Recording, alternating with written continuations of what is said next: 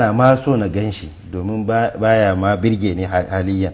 Sannan kuma duk lokacin da ya kusance ni wurin kwanciya ba na son haka. Duk lokacin da yake kwanciya da ni abinda nake tunani shine tsohon tsaurayi na lokacin da muke kwanciya dan na samu sauki a zuciyata domin ba na ma so ya kusance ni. Shi take malam shi wannan abin da na yi daidai kummi zan yi. Daga Ummu Affan, Najeriya.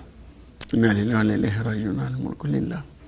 Kaga da miji na da hankali a raba auren, wannan shi yasa wai su zo su kashe mazajen su.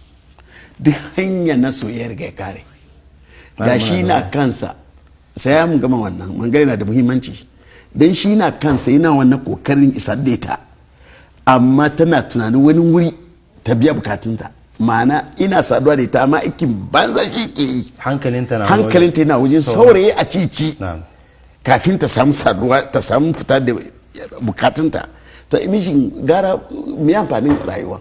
Duk wahalar da kake sa kana kanta ka biya mata bukata, ita ta kama wani area daban kuma ba ta so ta ganka, ta wace irin rayuwa za a yi.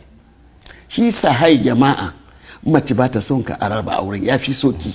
Wannan na bada fatawa a raba auren. In di har wannan kiyayya kai wannan to ba aura ke yi ba.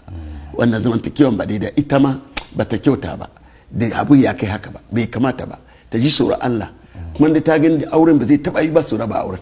Amma wannan cutar ya yi nisa. Tun da ta ce ba ta son sa, ba zan ce aure dole.